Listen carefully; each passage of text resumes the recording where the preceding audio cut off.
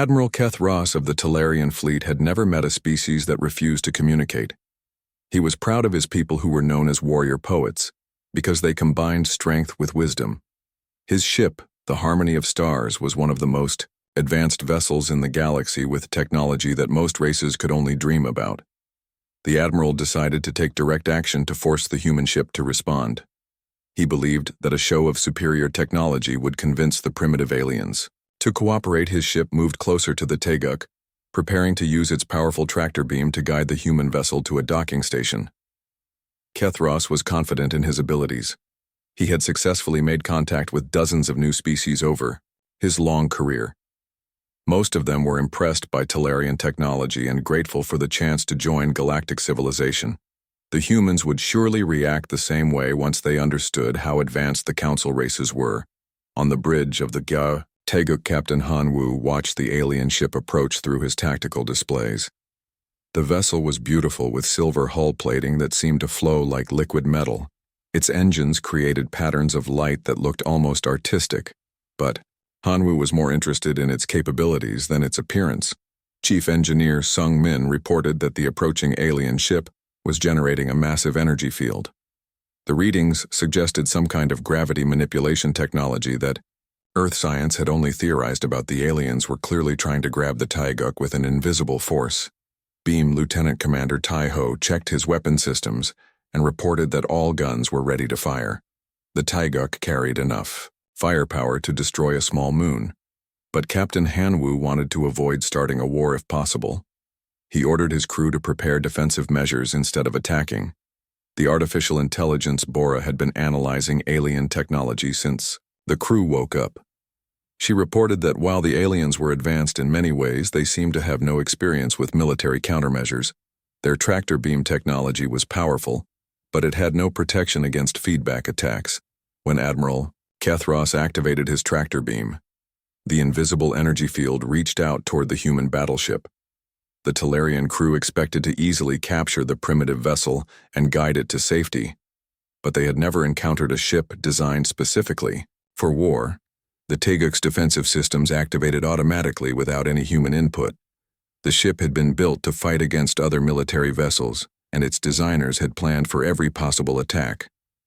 The moment the alien tractor beam touched the human ship's hull, the countermeasures engaged.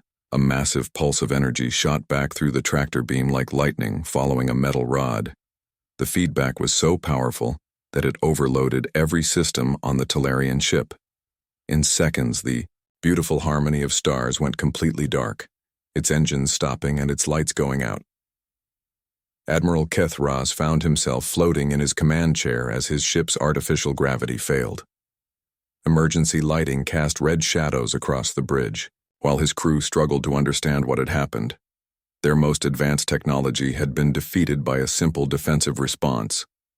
The other alien ships in the formation watched in shock as their most powerful vessel was disabled by what appeared to be an automatic reaction.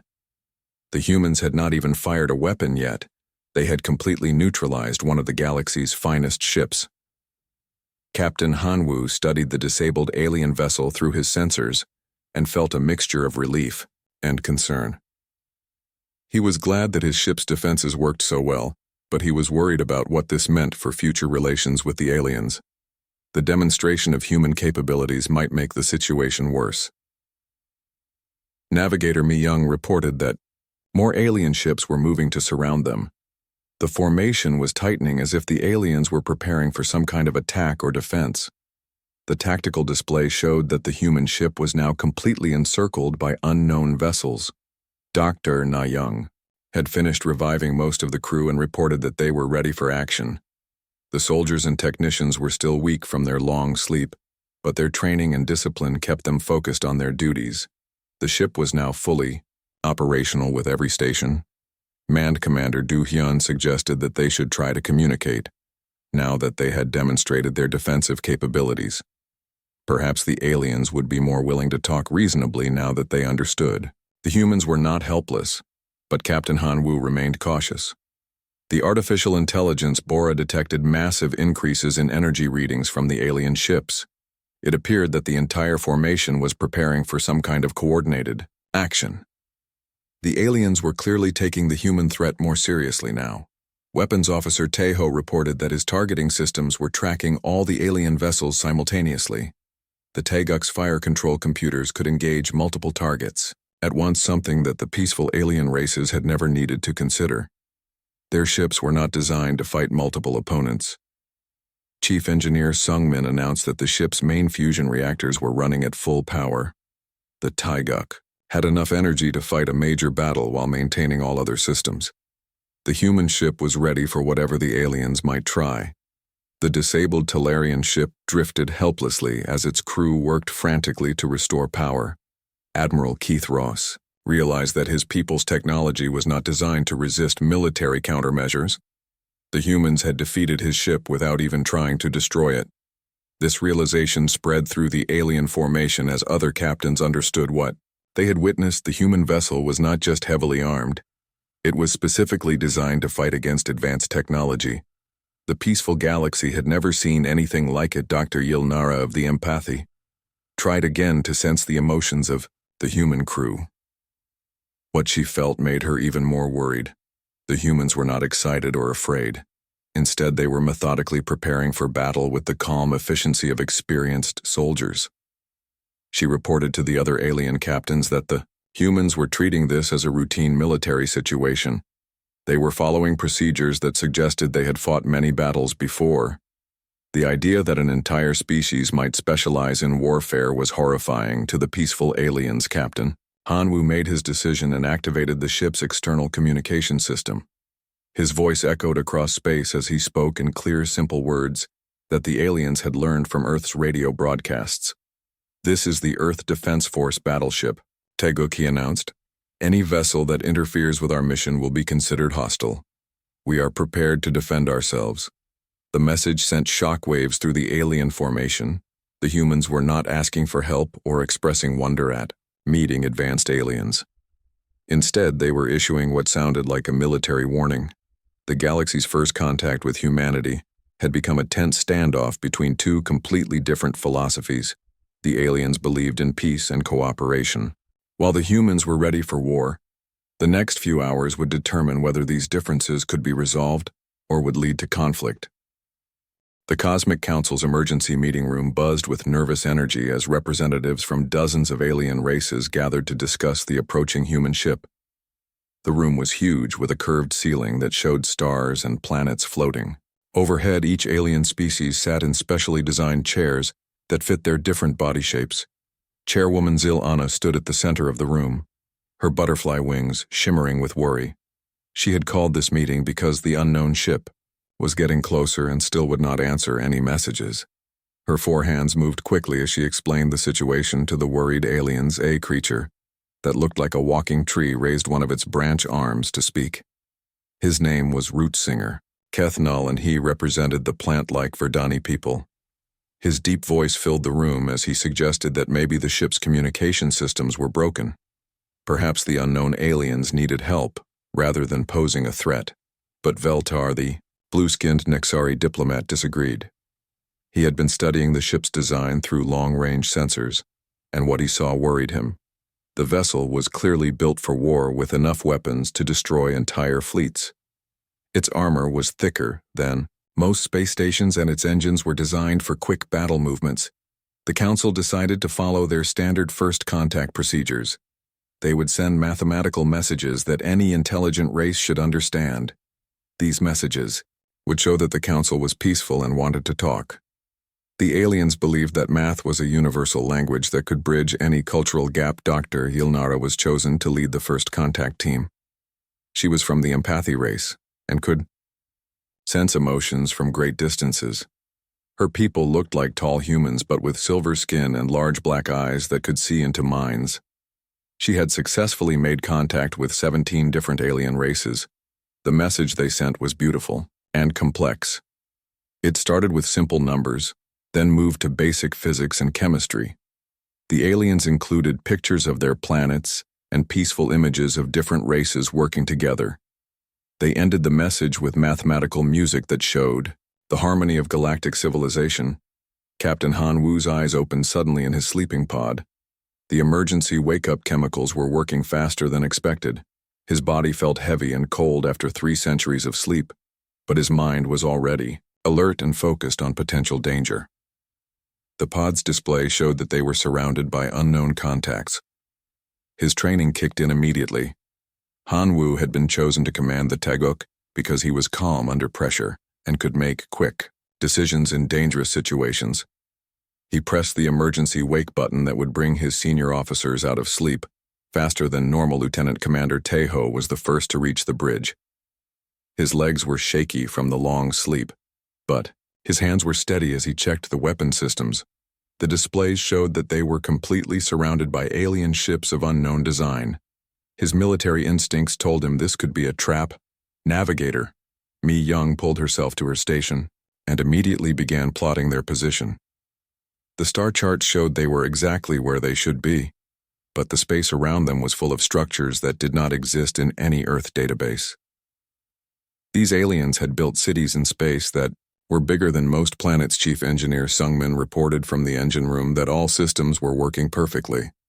The ship's fusion reactors had been running smoothly for 300 years and were ready to provide power for whatever the crew needed. The weapons systems were automatically charging themselves in response to the unknown contacts. Dr. Na Young was still weak from the emergency wake-up, but she forced herself to work on reviving the rest of the crew. The medical bay showed that most of the soldiers were responding well to the wake-up chemicals. They would be ready for action within hours. The alien messages kept coming, but the humans could not understand them. The mathematical concepts were clear enough, but the intentions behind them remained mysterious. Captain Han Wu had been trained to be suspicious of any alien contact, especially when his ship was surrounded by unknown vessels. The Cosmic Council grew frustrated as hours passed without any response from the human ship. They tried different types of messages, including music and art, and even simple pictures of alien families. They wanted to show that their civilization was peaceful and welcoming. But the Taeguk remained completely silent. Its crew was awake now and studying the alien ships through powerful sensors. What they saw confused them. The alien vessels were clearly advanced with energy systems that Earth science could barely understand, but they seemed to have almost no defensive capabilities. Weapons Officer Taeho studied the alien ship designs with growing amazement. The vessels were beautiful with curved lines and artistic decorations, but they carried almost no armor. Their weapons appeared to be designed for mining or construction rather than combat.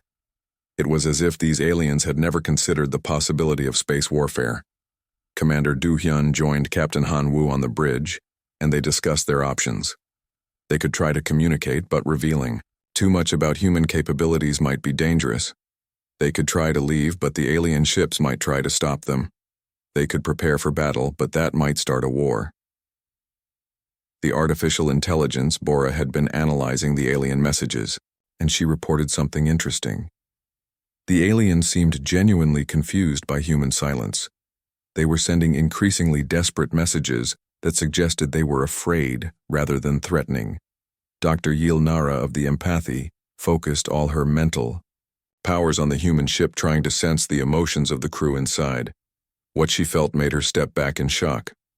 The humans were not afraid or confused like most new species. Instead, they were calm and calculating like professional soldiers, preparing for battle. She reported to the council that the humans thought differently than any race they had encountered. Their minds were focused on tactical considerations and threat assessment rather than curiosity or wonder. They were analyzing the alien ships for weaknesses and planning for possible combat. This news sent waves of fear through the council chamber. Most of the alien races had evolved beyond the need for warfare centuries ago. The idea that an intelligent species might still specialize in violence seemed impossible and terrifying. Captain Han Wu finally made his decision. He would maintain operational silence until his crew was fully ready, and he understood the tactical situation better.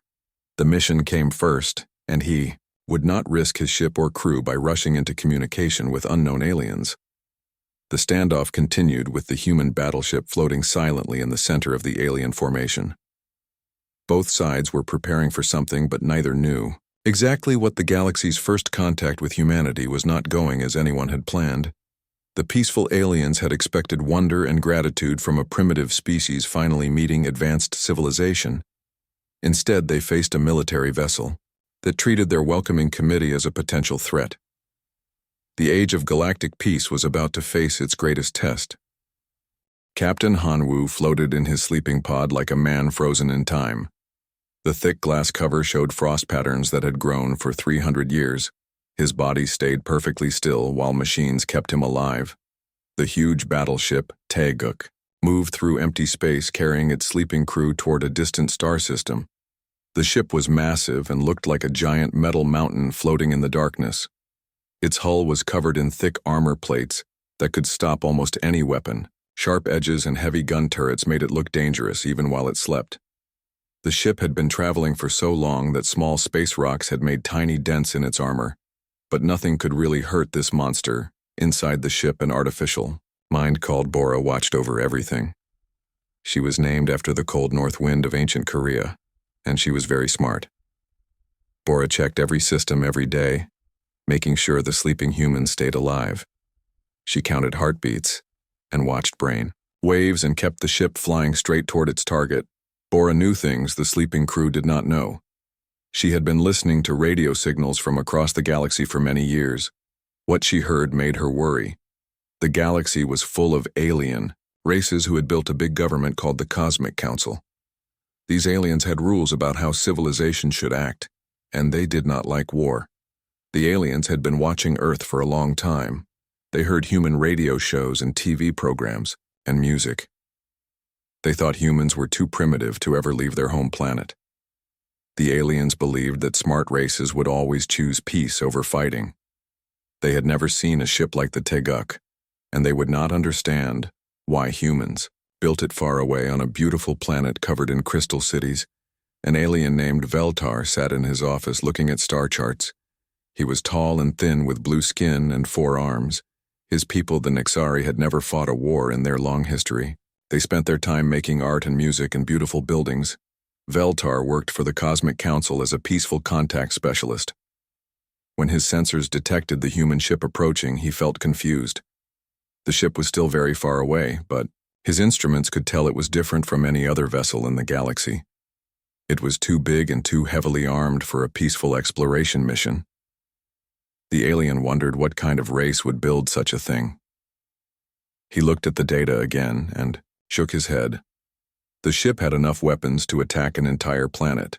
It carried enough armor to survive battles that would destroy most galactic vessels. This worried Veltar because the Council had rules about military ships entering their space on. The Taeguk commander Do-hyun began having strange dreams in his sleeping pod. His mind saw images of his wife Yoonji making breakfast in their small apartment on Earth. He saw his daughter, So-min, playing in the garden behind their house. These dreams felt so real that his body began preparing to wake up, even though the ship was still years away from its destination. The ship's medical officer, Dr. Na Young, was also dreaming, but her dreams were about her work. She saw herself treating injured soldiers and helping people who had been hurt in accidents. Her dreams mixed with memories of medical school, where she learned to save lives even in the worst situations. Chief Engineer Sung-min dreamed about machines and engines. His sleeping mind went over the ship's systems, checking for problems that might happen when they reached their destination. His dreams were full of spinning gears and flowing electricity and the deep hum of the ship's fusion reactors. Navigator Mi Young dreamed about stars and planets and the long journey through space. In her dreams, she could see their destination getting closer, a star system that might have alien life. Her job was to guide the ship safely to its target, and her dreams practiced the difficult flying that would be needed. Weapons Officer Taeho had the most disturbing dreams. He saw battles that had not happened yet, and alien ships that looked like nothing from Earth. His military training made his sleeping mind prepare for combat, even though he had never fought aliens before. His dreams were full of explosions and emergency alarms. The Taeguk continued flying toward Nexus Prime, the biggest trading station in the galaxy. This massive space city was home to 47 different alien races who did business together. The station was beautiful with curved walls that looked like flower petals and lights that changed colors like a rainbow. None of the aliens at Nexus Prime had ever seen a human before. They knew about Earth from old radio signals, but they thought humans were still learning to use electricity properly. The idea that humans could build a ship capable of crossing the galaxy seemed impossible. The station's traffic control officer was a creature that looked like a giant butterfly with hands. Her name was Zilana, and she was very good at organizing the thousands of ships that visited the station every day. When her sensors detected the approaching human ship, she thought there must be a mistake. The ship was too big and moving too fast to be from a primitive planet. Like Earth, Zilana checked her instruments 3 times before accepting that the readings were correct.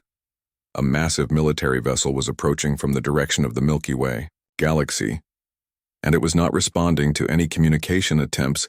Zilana sent an emergency message to the Cosmic Council headquarters. The message described an unknown warship of incredible size approaching their most important trade hub. The ship appeared to be heavily armed and showed no signs of peaceful intentions. Back on the Taiguk, the artificial mind, Bora detected the alien messages trying to contact the ship. She understood their languages because she had been studying galactic communications for many years. But her programming told her to stay silent until the crew woke up and could make decisions about contact with alien races. Bora began the slow process of waking up the crew. The ship's medical systems started pumping special chemicals into the sleeping pods that would help the humans wake up safely after 300 years of sleep. This process would take several days, and the crew would be weak and confused when they first opened their eyes. The galaxy was about to meet humanity for the first time, and neither side knew what would happen.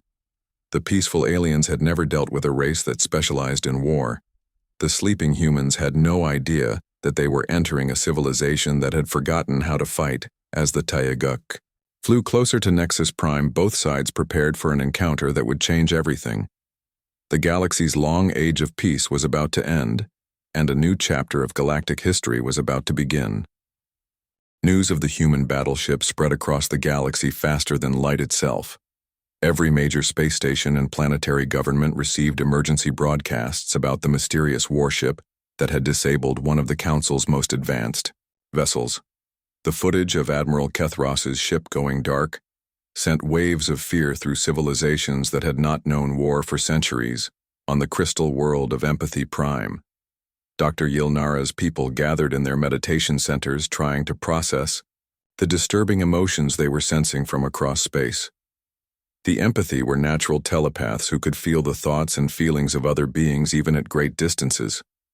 The arrival of the human ship had created a storm of mental energy that hurt their sensitive minds. The humans thought differently than any species the Empathy had ever encountered. Most intelligent races shared similar patterns of curiosity, wonder, and social cooperation. But the human minds were focused on tactics, strategy, and potential threats. Their thoughts moved like military formations, precise and purposeful, and completely alien to peaceful galactic civilization.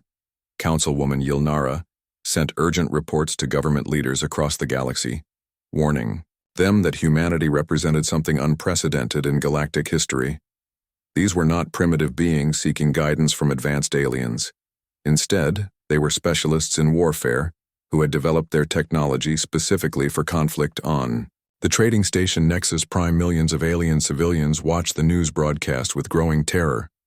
The station's population included families from 47 different species, all of whom had lived their entire lives in peace. The idea that a warship could simply appear and threaten their way of life seemed impossible. Station Administrator Veltar ordered the evacuation of all non-essential personnel from the outer sections of Nexus Prime.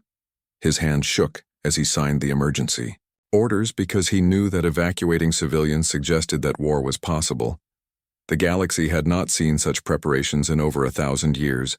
The economic effects were immediate as trade routes throughout the sector were suspended. Merchant ships refused to travel near the area where the human battleship waited. Cargo deliveries stopped, and stock markets on dozens of worlds crashed as investors panicked about the potential for armed conflict. Military academies across the galaxy held emergency meetings as their professors tried to understand human warfare tactics. The aliens had spent centuries developing technology for exploration, medicine, and art. They had almost no knowledge of military science, because they had never needed. General Zekthor of the Synthesis Alliance was one of the few aliens who understood combat. His people had fought wars long ago before joining the galactic community. He studied the reports about the human ship with professional interest and growing respect. The human vessel was clearly designed by experts who understood space warfare better than any current galactic military leader. Its defensive systems had effortlessly defeated technology that the aliens considered their most advanced. Its weapon systems appeared to be capable of engaging multiple targets simultaneously. Zekthor realized that the peaceful galaxy was completely unprepared for this type of threat. Their ships were designed for scientific missions and peaceful exploration. Not a single vessel in the galactic fleet had been built specifically for combat against other intelligent beings. Meanwhile, on the Teguk, Captain Han Wu received new communication from Earth through quantum transmitters that the aliens did not know existed. The message was brief and clear. The Earth Defense Force was aware of the situation and was sending additional support. Commander Do Hyun was appointed as the ship's diplomatic officer and given permission to establish limited communication with the alien representatives. His military background combined with diplomatic training made him the best choice for dealing with the confused and frightened aliens. The first real conversation between humans and aliens took place over encrypted channels that the galactic community had never seen before. Do Hyun spoke carefully, choosing his words to avoid revealing too much about human capabilities while still establishing basic communication. The aliens were amazed to learn that humanity had developed faster than light communication technology. They had assumed that any species capable of such advanced physics would naturally evolve beyond the need for warfare. The discovery that humans had used advanced science to improve their military capabilities was deeply disturbing. Dr. Nyung was given permission to open medical channels with alien physicians, hoping to demonstrate that humans were capable of compassion and healing. Her conversations with galactic doctors revealed the vast differences between human and alien civilization. The alien medical systems were incredibly advanced at healing and preventing disease, but they had no experience treating combat injuries. Their hospitals had never seen weapons wounds because their civilizations had abandoned violence centuries ago. The human doctor's knowledge of battlefield medicine fascinated and horrified her alien colleagues. Chief Engineer Sung Min established technical communication channels with alien shipbuilders and engineers. The aliens were eager to learn about human fusion reactor technology, which appeared to be more efficient than their own power systems. But they were shocked to discover that human engineering focused primarily on military applications. Where alien technology emphasized beauty, efficiency, and artistic expression, human designs prioritized strength, durability, and combat effectiveness. The aliens began to understand that humanity had followed a completely different path of technological development. Most galactic races had used their intelligence to create better lives for their people. Humans had used their intelligence to become better at destroying their enemies. Navigator Mi Young shared star charts with alien space traffic, controllers hoping to demonstrate peaceful intentions for future travel. But even this simple exchange revealed disturbing differences. The human charts included detailed tactical information about defensive positions, supply lines, and strategic resources. The aliens realized that humans looked at space itself as a potential battlefield, while they saw it as an infinite canvas for exploration and artistic expression. These fundamental differences in perspective made communication difficult and mutual understanding almost impossible. Weapons Officer Tae-ho remained at his station monitoring the alien ships that still surrounded the Teguk. His sensors showed that several of the alien vessels were now carrying what appeared to be improvised weapon systems hastily installed in response to the human threat. The sight of previously peaceful aliens scrambling to arm themselves made Tae-ho sad rather than proud. He had not wanted to start an arms race in a peaceful galaxy, but he understood that his duty was to protect his ship and crew regardless of the consequences for alien civilization. Captain Han Wu received reports that several alien governments were demanding that the Cosmic Council use military force to remove the human threat. Some species wanted to destroy the Teguk before it could cause more damage to galactic peace. Other aliens argued for negotiation and diplomacy, hoping to find a way to coexist with a species that specialized in warfare. The debate raged across the galaxy as peaceful civilizations struggled to decide how to deal with a threat they had never imagined. The artificial intelligence Bora continued monitoring galactic communications and reported that some alien species were beginning to develop new weapons technology specifically designed to counter human military capabilities. The galaxy's long age of peace was ending, as species that had forgotten how to fight were forced to remember. As the standoff continued, both sides realized that the encounter would change everything. The aliens could no longer assume that all intelligent life would naturally choose peace over conflict. The humans had learned that they were entering a galaxy full of species who might see them as a threat to the established order. The future remained uncertain, but one thing was clear. The awakening of the human battleship had ended the galaxy's age of innocence and begun a new era where the possibility of war would always exist. The Cosmic Council's Emergency Military Committee met in a secure chamber deep inside Nexus Prime. The room was filled with tension as representatives from 12 different species debated what to do about the human battleship. General Zekthor stood at the center of the circular chamber, his forearms gesturing as he explained the situation. The general had studied every piece of data about the human ship, and his analysis was disturbing. The Taeguk was not just heavily armed. It was designed by beings who understood warfare at a level that the galaxy had not seen in centuries. Its defensive systems were specifically built to counter the types of technology that dominated galactic military thinking. Colonel Velkun of the Synthesis Alliance raised his hand to speak. His people had the most advanced combat simulation systems in the galaxy, and he believed they could test human capabilities without causing casualties. His ship, the Harmony's Edge, was equipped with non-lethal weapons designed to disable rather than destroy enemy vessels. The committee agreed to Velkun's proposal.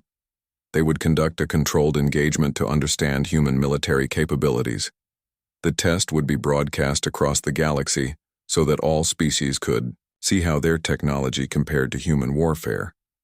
The aliens still believed that their advanced science would prove superior to primitive human aggression. On the Taeguk Navigator, Mi Young detected the approaching test vessel through the ship's powerful sensor array.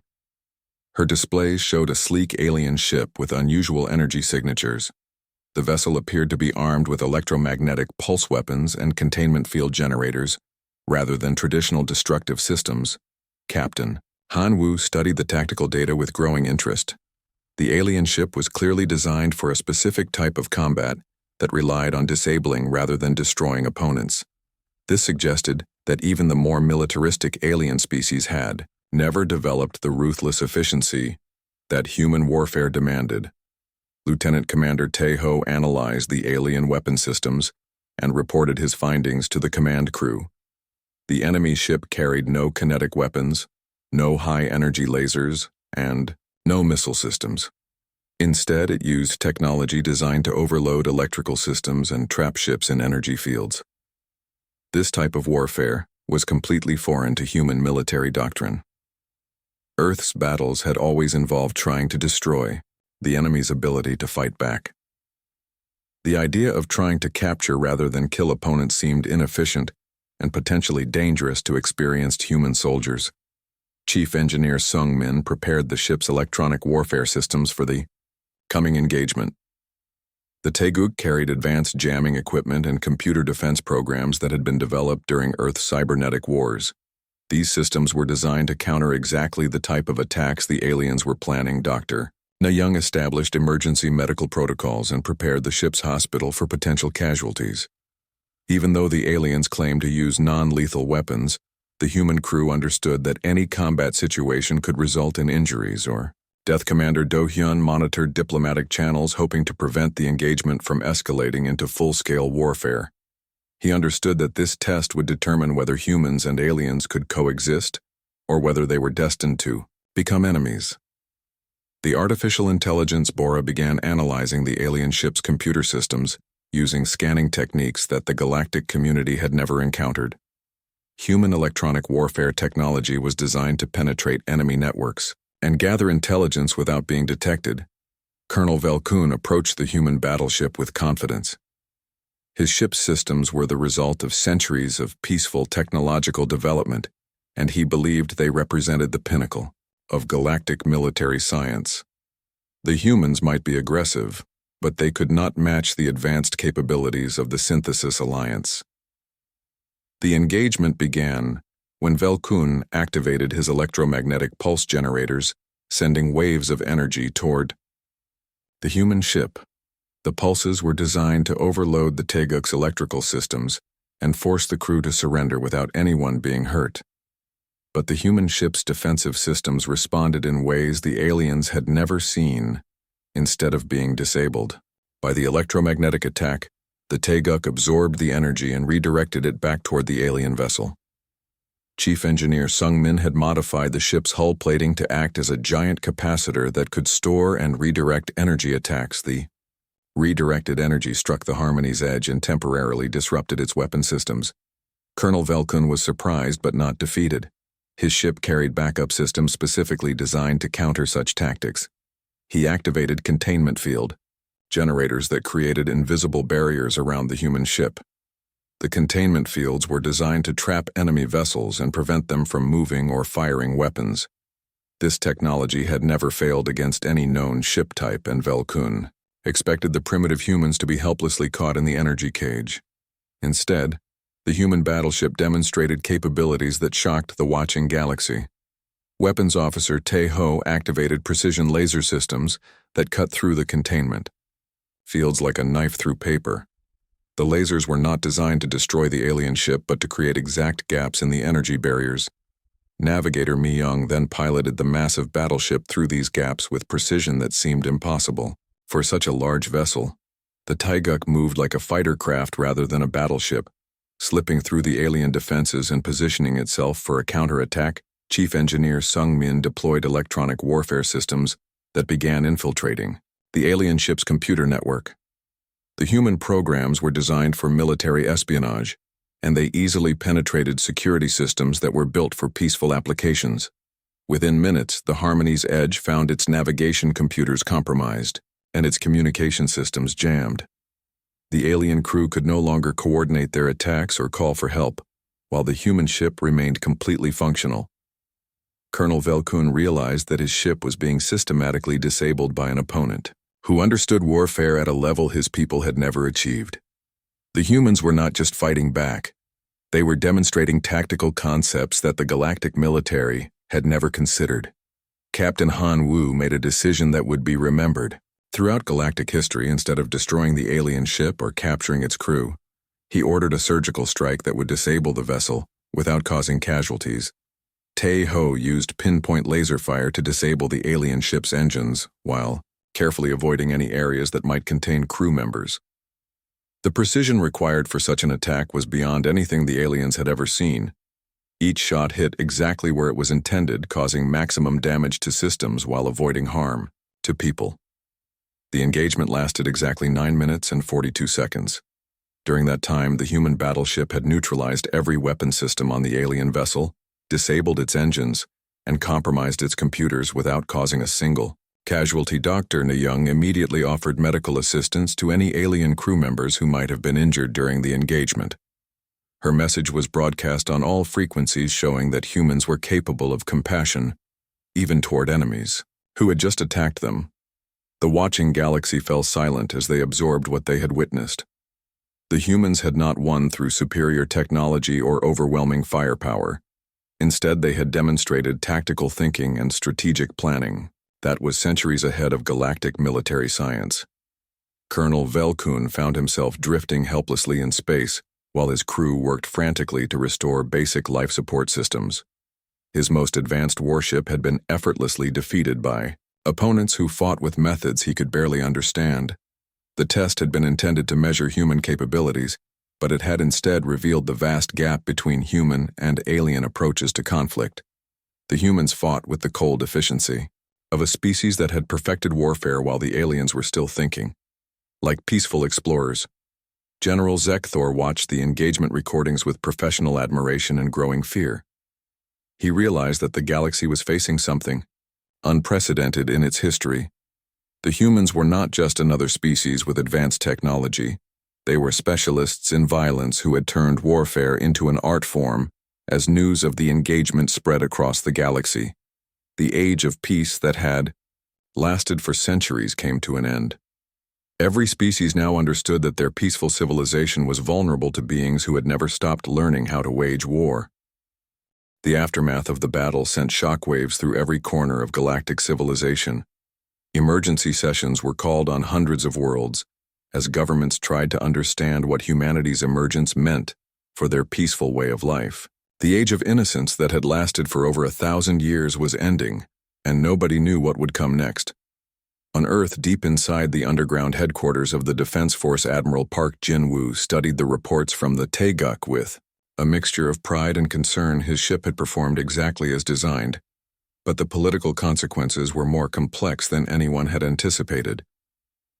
The quantum communication system brought him updates from Captain Han Wu describing the aliens' reactions to human military capabilities. The galaxy was clearly unprepared for contact with a species that specialized in warfare, but Earth could not simply pretend to be peaceful when survival might depend on strength. Admiral Park made a decision that would reshape galactic politics. He authorized Captain Han Wu to begin limited diplomatic contact while maintaining full military readiness. Earth would not disarm or apologize for its defensive.